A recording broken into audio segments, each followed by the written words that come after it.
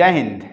आज इस नए लेक्चर में आज ये समझते हैं कि राजा की वास्तविक शक्ति क्या है। मैं आपको रुक के यहाँ पे बता दूं कि हमने और आपने भी अगर वीडियो देखा होगा तो आपको लगा होगा कि मैंने क्राउन्स की जितनी भी पावर्स हैं, चाहे वो कार्यपालिका संबंधित पावर हो, चाहे वो चर्च से संबंधित पावर हो, चाहे वो न्यायपालिका से संबंधित पावर हो, सारी पावर्स को हम डिस्कस कर चुके हैं। और हम क्या पढ़ रहे हैं? ब्रिटेन का संविधान पढ़ रहे हैं और उसको एक सिस्टम से लेके चल रहे हैं। ठीक है, हमने पढ़ा था कि जो राजा है ब्रिटेन का वो नाम मात्र का शासक है। ठीक है, आज इस वीडियो में समझते हैं कि वो नाम मात्र का शासक तो है लेकिन कुछ अधिकार उसको भी प्राप्त हैं। और यहां पे एक वर्ड आपको नजर आ रहा होगा कि राजा की पावर, और वो भी वास्तविक, मतलब राजा की पावर के बारे में डिस्कस करेंगे जो इसकी रियल पावर है। कैसी पावर है? Real power. हमने क्या पढ़ा? राजा जो राजा है वो नाम मात्र का शासक है, नाम मात्र का शासक है, मतलब अपनी मर्जी से कोई कार्य नहीं करता, कोई कार्य नहीं करता। मतलब ये अपनी पावर्स का, राजा की जो पावर है, सिद्धांत में, थ्योरी में, कागज के पन्नों पर राजा बहुत ही पावरफुल है। अगर हम पढ़ते हैं राजा की पावर्स के बारे में तो यूं लगता है कि राजा से ज्यादा पावरफुल तो वहां का प्रधानमंत्री भी नहीं है, मंत्रिमंडल भी नहीं है। कहां पर? लेकिन सिद्धांत पर।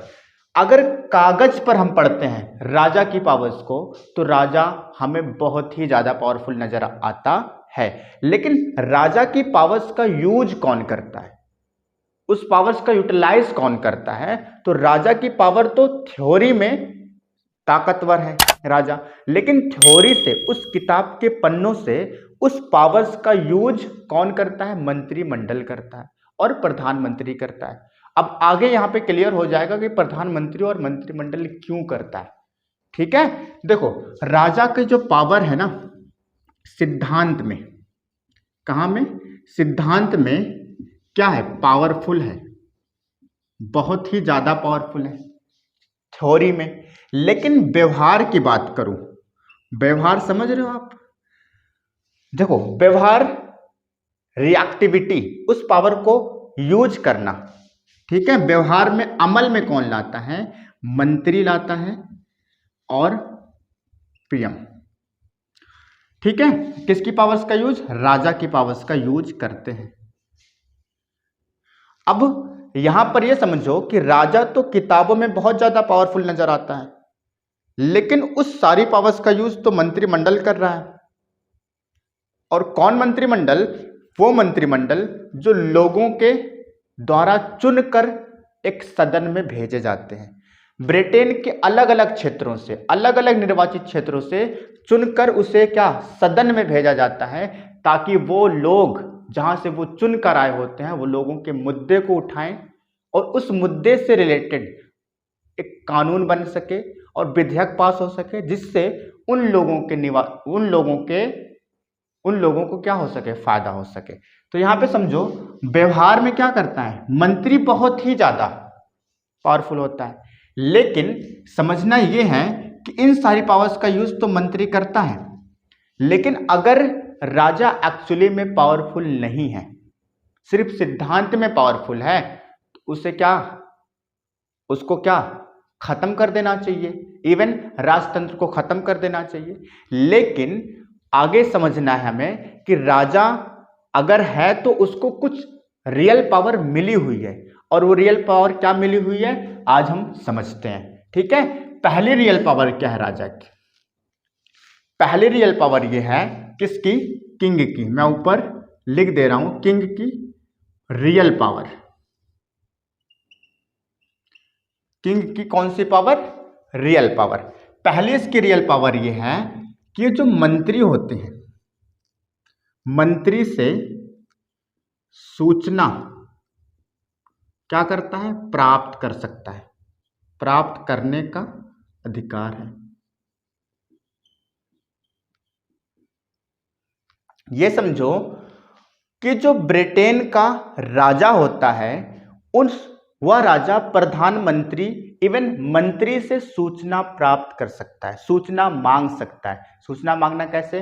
देखो, जैसे कोई मंत्री कोई विधेयक पास करवाए, कॉमन सदन से, लॉर्ड सदन से कोई कानून पास करवाए, तो उस कानून में क्या क्या चीजें मेंशन है, क्या क्या चीजें लिखी हुई हैं, उस कानून से संबंधित जितनी भी जानकारी होती है उस सारी जानकारी को जानने का हकदार कौन होता है? राजा। मतलब मंत्री के द्वारा किसी भी सार्वजनिक विधेयक की जानकारी प्राप्त करने का अधिकार राजा को होता है। ये इसकी क्या है? रियल पावर है। और मंत्री क्या करता है? मंत्री की जिम्मेदारी बनती है कि राजा को उस विधेयक से संबंधित जो भी चीजें हैं, जो भी कानून है, उसकी जानकारी राजा को होनी चाहिए। पहली पावर ये हो गई राजा की। दूसरी पावर ये समझो, दूसरी पावर ये है कि सरकार को क्या करता है? सलाह देता है। सलाह देने का अधिकार है। क्या है? अधिकार है। ये बहुत ही इंटरेस्टिंग पॉइंट। देखो यहां पे सरकार को सलाह देता है कौन? राजा। इसकी क्या है? रियल पावर है। अब ये बोलो कि सरकार को सलाह देने की क्या जरूरत है? भाई सरकार तो वैसे ही बहुत ही जानकार होती है। लेकिन आप ये समझो कि जो ब्रिटेन का राजा होता है ना, वो कुछ समय के लिए राजा नहीं बनता कि उसे 5 साल के लिए चुन लिया जाए, 10 साल के लिए चुन लिया जाए। वहां पर राजा का चुनाव नहीं होता, बल्कि वहां पर वंशानुगत प्रणाली चलती है। देखो, राजा को जो आज बेटा होगा, उसका जो बेटा होगा, उसका जो बेटा होगा, इस तरह एक चैन चलता है। ठीक है?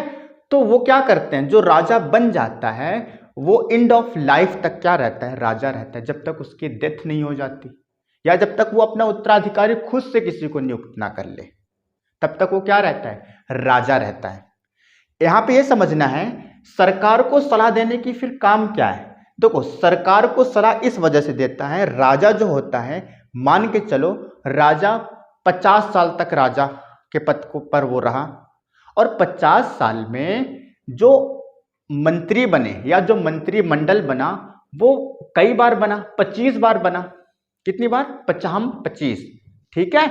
और देखो, राजा के सामने कितने मंत्रिमंडल बनते भी हैं और कितने टूटते भी हैं, कितनी सरकारें बनती हैं, कितनी सरकारें टूटती भी हैं। मतलब वो अपनी आंखों से ना कई सरकारों को बनते देखता है, कई सरकारों को टूटते देखता है।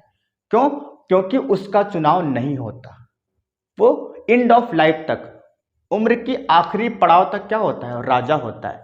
तो जो मंत्री चुने जाते हैं, इवन जो सरकार चुनी जाती है, वो तो 5 साल के लिए चुनी जाती है ना।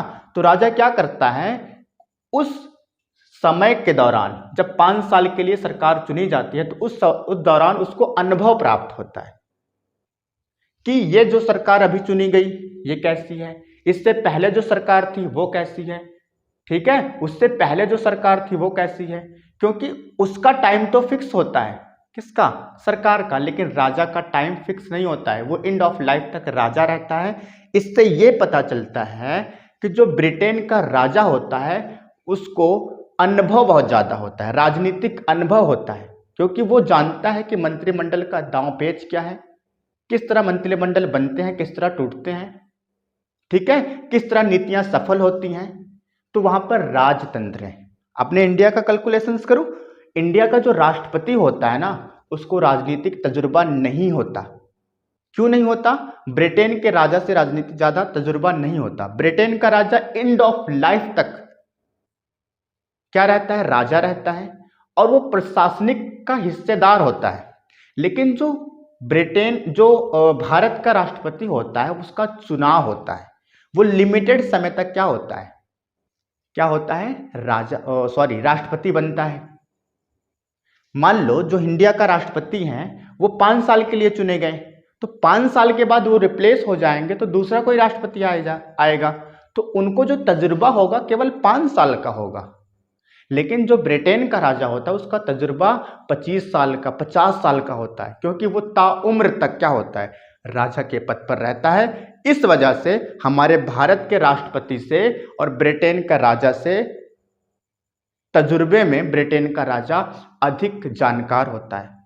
तो इस वजह से सरकार को क्या सलाह देता है कि भैया जी क्या है, मुझे जानकारी है, मुझे अनुभव है। क्यों? क्योंकि मैं काफी दिन से क्या कर रहा हूं, काफी सालों से मैं राजा हूं और अपने आंखों से कई मंत्रिमंडल मैंने बनते और कई बिगड़ते देखे हैं। मैं आपको सलाह दे रहा हूं कि अगर आप इस तरह काम करोगे जिस तरह मैं सलाह दे रहा हूं, ये राजा कह रहा है कि अगर आप इस तरह काम करोगे जिस तरह मैं सलाह दे रहा हूं तो आप सफल हो जाओगे, आपकी नीतियां सफल हो जाएंगी, आपकी सरकार सफल हो जाएगी।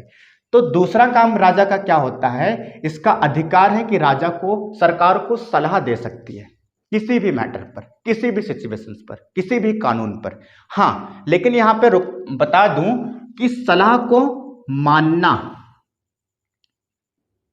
ना मानना यह डिपेंड होता है प्रधानमंत्री पर। प्रधानमंत्री चाहे सरकार राजा के द्वारा दी गई सलाह को माने चाहे ना माने, ये किसके ऊपर डिपेंड करता है, प्रधानमंत्री के ऊपर डिपेंड करता है। लेकिन आप ये जान लो कि जो भी सरकार को सलाह दिया जाता है राजा की तरफ से, तो सरकार उस सलाह को मानती है, क्योंकि जानती है भैया जो राजा है ना, इनको जो तजुर्बा है हमसे कहीं ज्यादा है। ठीक है, अगला काम क्या हुआ, अगला काम यह होता है विदेशी राजदूतों का स्वागत करते हैं। विदेशी राजदूतों का क्या करता है, स्वागत करता है। अब ये पॉइंट मजेदार है, विदेशी राजदूत कौन हुए?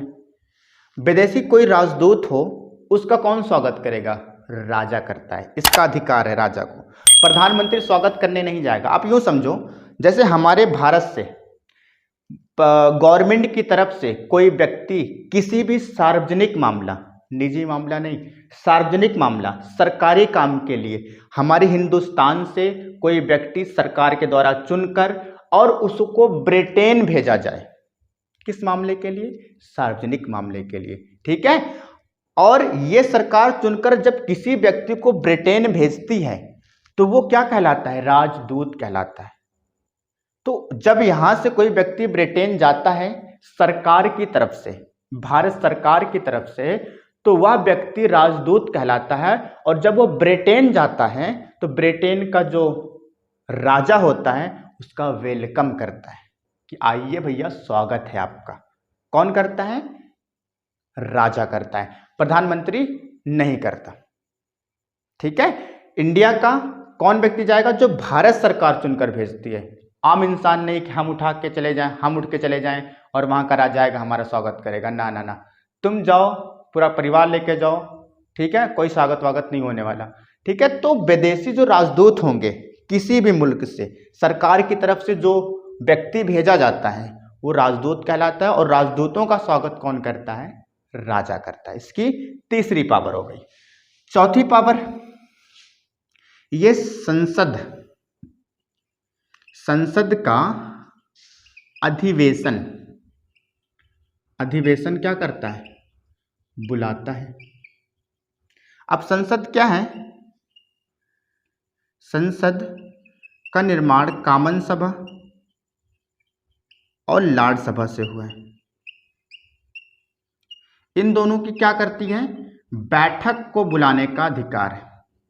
अगर कोई भी मुद्दा है किसी भी मैटर पर, किसी भी सिचुएशंस पर, किसी भी कानून पर, अगर तालमेल नहीं बैठ पा रहा है मंत्रियों के बीच में या लॉर्ड सभा के मंत्रियों के बीच में या कॉमन सभा के मंत्रियों के बीच में, अगर आनाकानी चल रही है, एक दूसरे से वो सहमत नहीं है, तो सारे लोगों को इकट्ठा करने का काम किसका होता है, किसका, राजा का। ठीक है, that is a good point. तो कॉमन सभा और लॉर्ड सभा की जो बैठक बुलाई जाती है, अधिवेशन जो बुलाया जाता है, वो कौन बुलाता है, राजा बुलाता है, इसको अधिकार है, प्रधानमंत्री नहीं बुला सकता। ठीक है, अब हाँ, इस अधिवेशन की शुरुआत कौन करेगा भाई, बुलाएगा जो वही तो करेगा ना। तो इसकी शुरुआत राजा करता है अपने भाषण से। किससे, भाषण से इसकी शुरुआत राजा करता है। और लेकिन भाषण में जो शब्द लिखे होते हैं वो पीएम डिसाइड करता है भाई। मतलब राजा तो अधिवेशन की ओपन स्पीच देता है, उस सभा को संबोधित तो करता है, लेकिन सभा को संबोधित करने में जो अल्फाज यूज करते हैं, जो वर्ड यूज करता है, जो लहजा होता है, वो किसका होता है? प्रधानमंत्री का होता है। तो ये राजा की चौथी पावर। राजा की पांचवी पावर समझते हैं आगे। राजा की पांचवी पावर क्या है कि राजा कामन सभा या सदन, कामन सदन के बहुमत दल के नेता को पीएम चुनता है। अब यह समझो कि जो कामन सदन है, कौन सा सदन? कामन सदन। कामन सदन में जिस भी पार्टी का बहुमत प्राप्त होता है, जो भी पार्टी बहुमत हासिल करती है, इवन ब्रिटेन के अलग अलग क्षेत्रों से, निर्वाचित क्षेत्रों से, जिससे के सांसद सबसे ज्यादा चुनकर कहां पर? कामन सदन में आते हैं, वह पार्टी बहुमत प्राप्त करती है और उस पार्टी के नेता को क्या चुना जाता है? प्रधानमंत्री चुना जाता है। और ये जो चुनने का काम होता है वो कौन करता है? राजा करता है।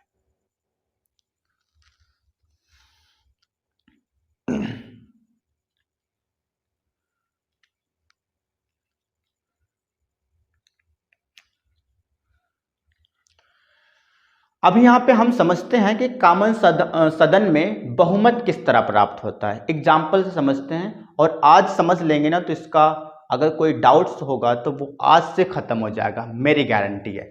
समझो, देखो एग्जाम्पल, कामन सदन, बहुमत। कैसे? किसी भी दल को बहुमत कैसे मिलता है? देखो, कामन सदन में मान लो 4 पार्टियां हैं। कितनी? 4। एक पार्टी का नाम ए है, दूसरी पार्टी का नाम बी है, तीसरी पार्टी का नाम सी है और चौथी पार्टी का नाम डी है। मान लो कुल जो परसेंटेज है ना 100% है। 100% में सबसे ज्यादा परसेंटेज जिस भी पार्टी का होगा वह पार्टी क्या करेगी? प्रधानमंत्री को नियुक्त करेगी या प्रधानमंत्री बनाएगी। सपोज करो जो ए पार्टी है ये 100 में 30% वोट पाती है, और जो बी पार्टी है ये 20% वोट पाती है, ये जो सी पार्टी है ये 25%, और ये जो डी पार्टी है ये पाती है 25%। ठीक है।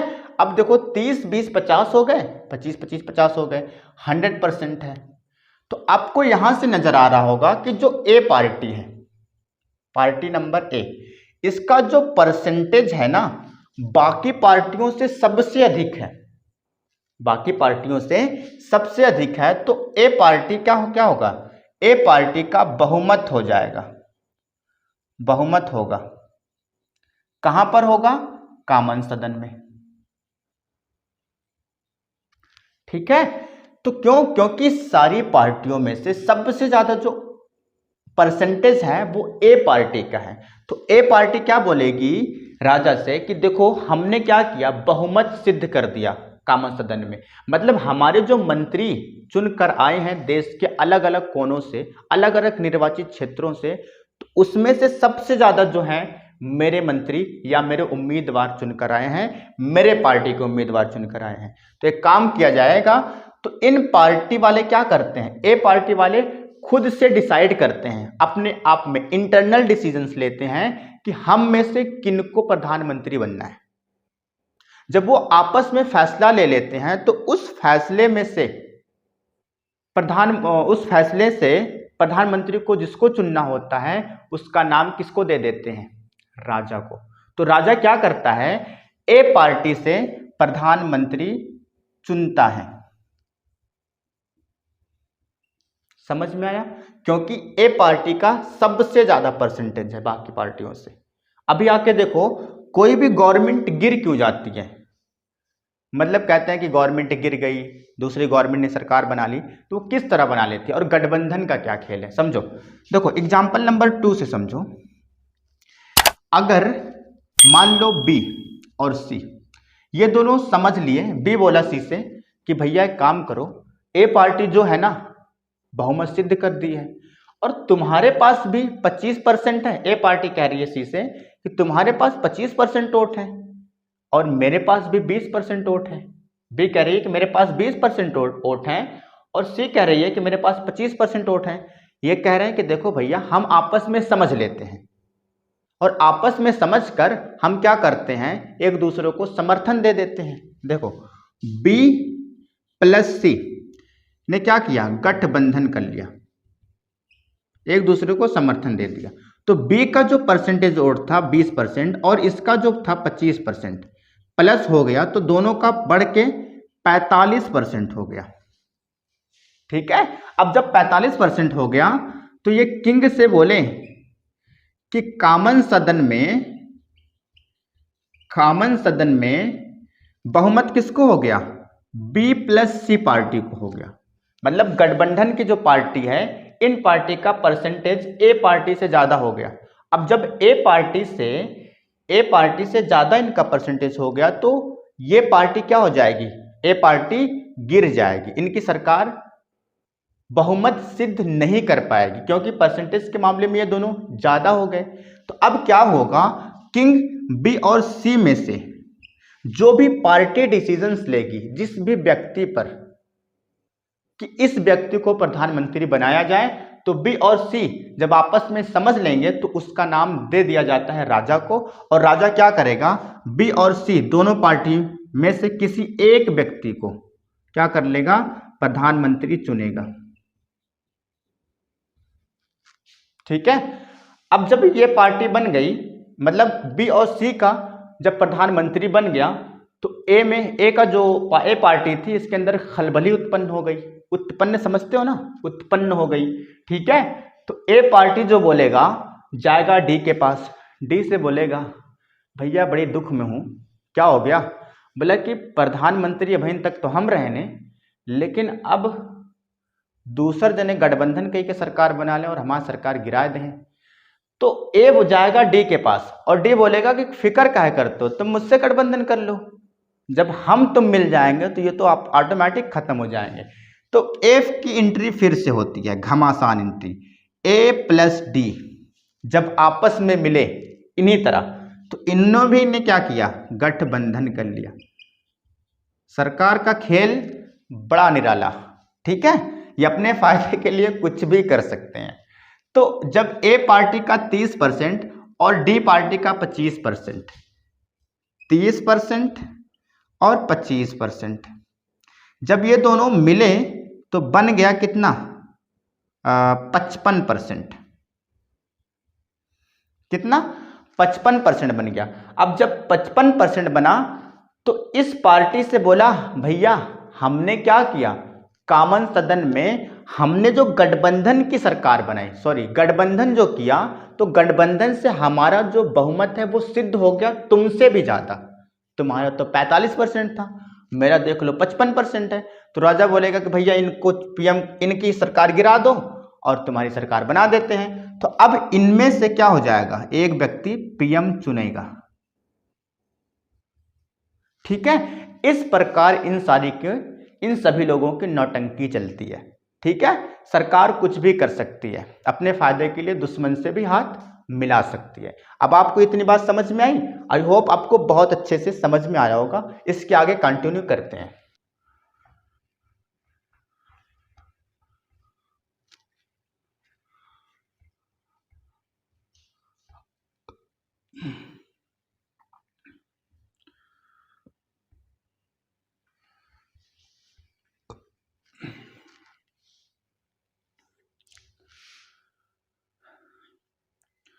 अभी आपको यह समझ में आ गया होगा कि गठबंधन से सरकार कैसे बनती है और कॉमन सदन में बहुमत दल जो प्राप्त करता है वही प्रधानमंत्री बनता है, उसी दल का नेता प्रधानमंत्री बनता है। वो इंटरनल डिसीजंस लेते हैं कि हम अपने पार्टी में से किस मेंबर को प्रधानमंत्री का पद देंगे। जब सारे नेता उस बात से सहमत हो जाते हैं तो एक व्यक्ति को सामने कर दिया जाता है कि इस व्यक्ति को प्रधानमंत्री बना दिया जाए। अब समझते हैं राजा की अगली पावर। राजा की अगली पावर यूं समझते हैं कि अगर सपोज करो, अगर कॉमन सदन में इन पार्टियों में से कोई भी पार्टी अपनी मेजॉरिटी, अपना बहुमत सिद्ध ही ना कर पाए, तब क्या होगा। समझो, अगर कॉमन सदन में कोई भी पार्टी बहुमत सिद्ध ना कर सके तो क्या होगा।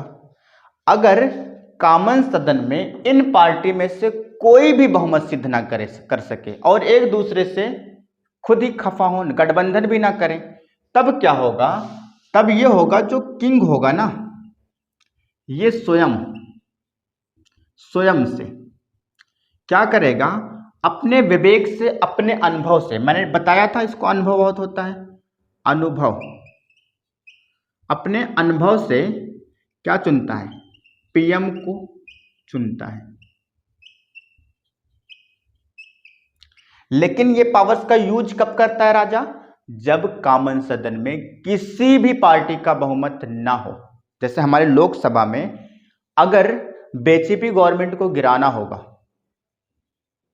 ठीक है, तो सारी पार्टियां जब मिल जाएंगी और बीजेपी के जो सांसद हैं उनकी सांसदों की संख्या अधिक हो जाएगी तो बीजेपी की गवर्नमेंट गिर जाएगी। लेकिन इतना आसान नहीं है, क्योंकि उनको पूर्ण बहुमत मिला हुआ है।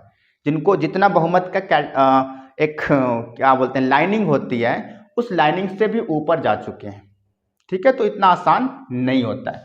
तो किंग तब इस पावर का यूज करता है, अपने अनुभव का इस्तेमाल करता है, जब कॉमन सदन में किसी भी पार्टी का बहुमत ना हो और कोई भी पार्टी अपनी बहुमत को सिद्ध ना कर पाए।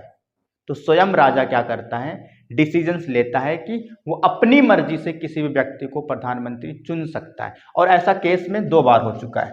पहला एग्जाम्पल देखो, कब हुआ था, 1924, डेट याद रखना, 1924 में। इस समय कॉमन सदन में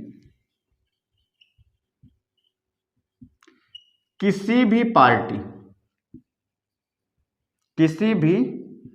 पार्टी को बहुमत प्राप्त नहीं हुआ, बहुमत नहीं था इस समय। तो 1924 में जो राजा थे, नाम याद रहेगा, जॉर्ज पंचम। कौन, ये किंग थे। क्या थे, किंग थे जॉर्ज पंचम। इन्होंने एक पार्टी, लेबर पार्टी, ठीक है, ब्रिटेन में लोकतंत्र है बिल्कुल, और वहां पे जो पार्टी है, जो 2 पार्टी बड़ी पार्टी मानी जाती है, कंजर्वेटिव पार्टी और लेबर पार्टी ब्रिटेन की।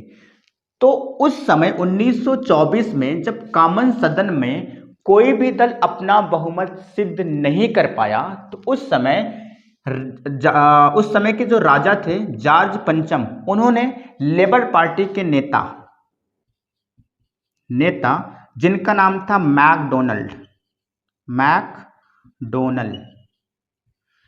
मैकडोनल्ड को क्या किया, पीएम चुन लिया भाई। इनको क्या किया, पीएम की कुर्सी थमा दी, भैया हम तुम्हें क्या करते हैं, प्रधानमंत्री चुनते हैं।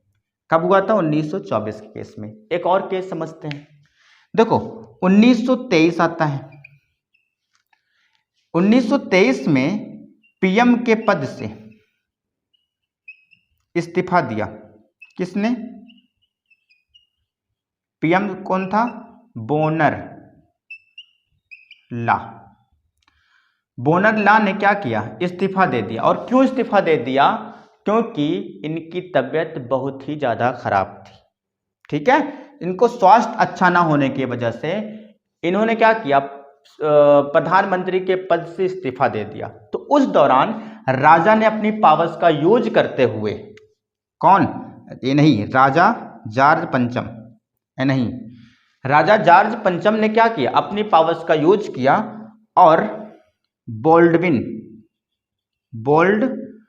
को पीएम चुना गया। ठीक है, ये थी राजा की कुछ पावर। अब आगे समझते हैं राजा की और सारी पावर। ठीक, राजा की और सारी पावर्स क्या है?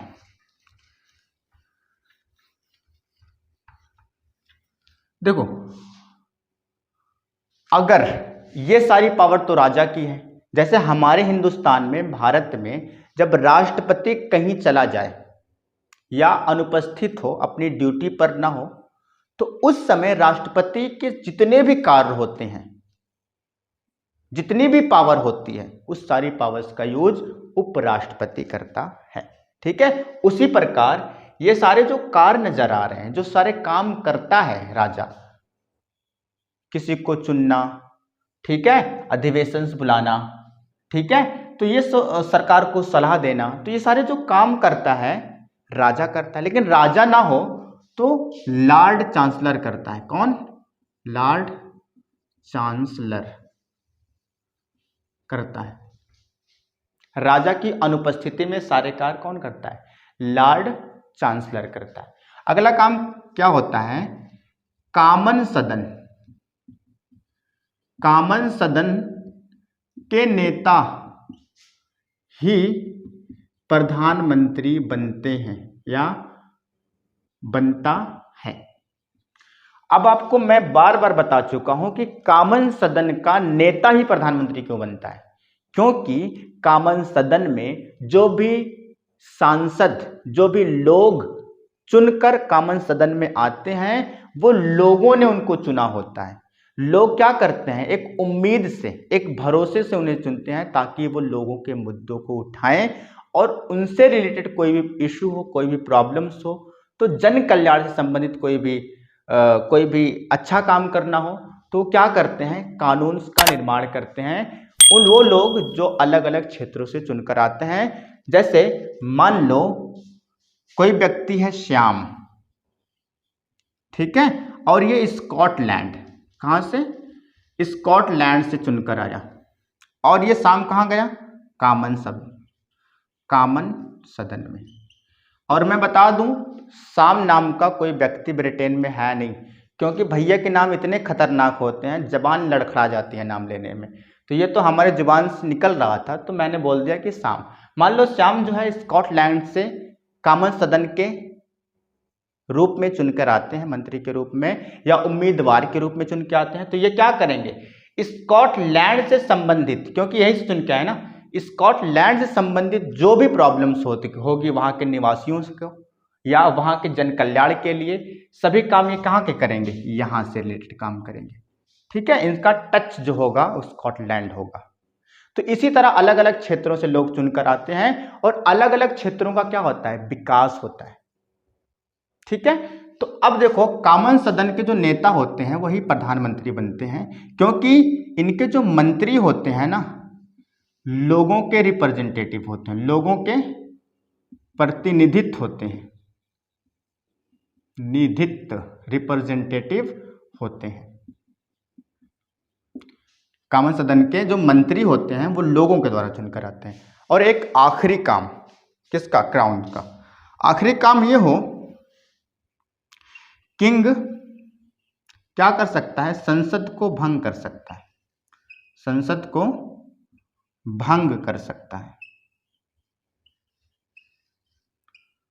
और ऐसा कब करता है? संसद को भंग कब करता है? जब कोई भी संवैधानिक संकट पैदा हो जाए, मंत्रियों में घमासान मुक्की मुक्का हो जाए, एक दूसरे से सहमत ना हो, राज्यसभा बिखरी पड़ी हो और कॉमन सभा के मंत्री रिसियाए पड़े हों, तो एक दूसरे में जब मतभेद पैदा हो जाता है ना, तो गवर्नमेंट का टिक पाना बड़ा मुश्किल हो जाता है। तो प्रधानमंत्री चुपके से राजा के कान में बोलता है कि एक काम कीजिए, कॉमन सदन को, संसद को भंग कर दीजिए, दोबारा इलेक्शन होगा। तो देखो, किंग क्या करेगा, संसद को तो भंग कर देगा, लेकिन किसकी सलाह पर? कौन कहेगा? प्रधानमंत्री, पीएम के सलाह से। पीएम के सलाह से ही राजा क्या करता है, संसद को भंग कर सकता है। तो आई होप आपको ये लेक्चर काफी यूजफुल लगा होगा। ठीक है, मिलते हैं दूसरे वीडियो में एक नया कंटेंट और मजेदार टॉपिक के साथ।